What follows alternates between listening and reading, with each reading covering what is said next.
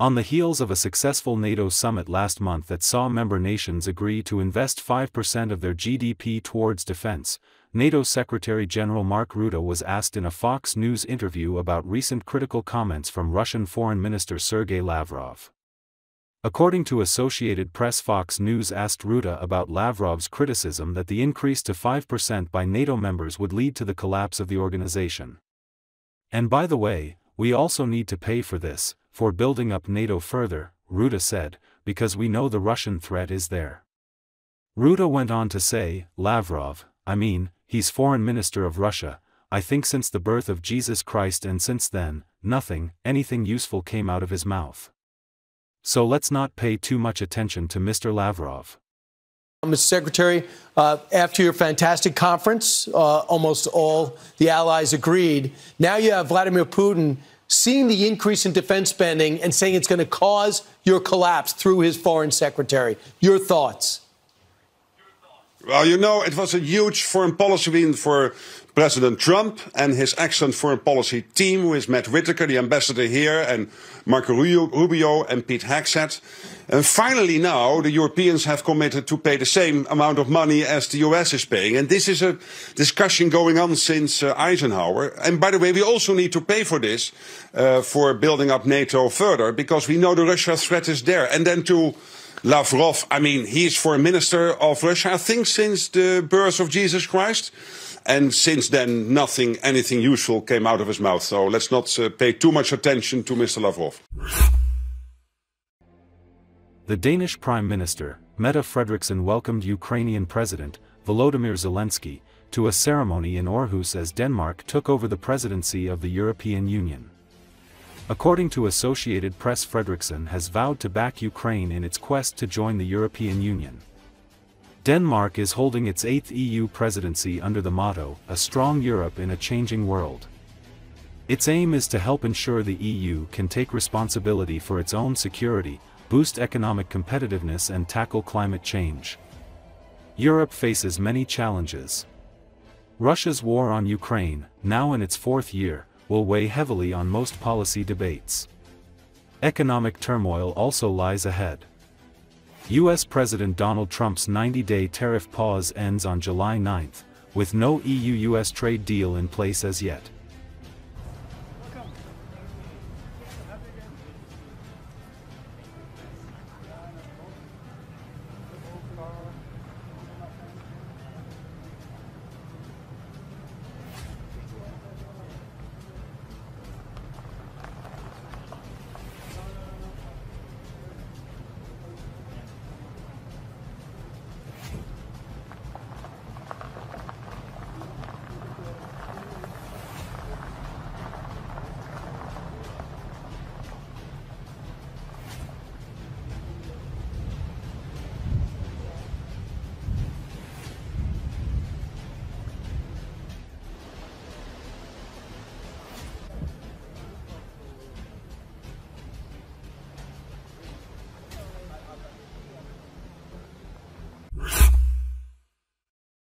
Ukrainian President Volodymyr Zelensky visited Denmark as the country took over the presidency of the European Union with a ceremony on Thursday. According to Associated Press, at a news conference, Zelensky said Ukraine has already done everything required to start accession talks for the country to join the EU. Denmark launched its presidency of the European Union with a ceremony in the western city of Aarhus. Its 6 months at the EU's helm comes against a backdrop of conflict in Ukraine and chaos caused by US President Donald Trump's global tariff war. Danish Prime Minister Mette Frederiksen has vowed to back Ukraine in its quest to join the European Union. She also added that with the US deciding to pause sending some military weapons to Ukraine, the EU must fill those gaps. EU Commission President Ursula von der Leyen said the bloc will deliver 2 million shells to Ukraine by the end of the year, using the windfall profits from immobilized Russian assets. "We also invested €2.1 billion to strengthen Ukraine's defense right now, and important is the origin of this money. We're doing this by using the windfall profits from immobilized Russian assets," von der Leyen said. So, in practice, Russia is paying for the weapons Ukraine is using.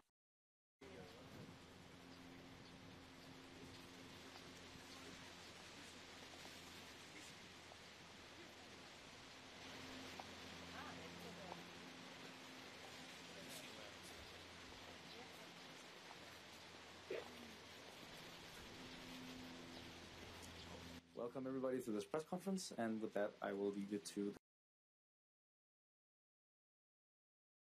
the Prime Minister of Denmark.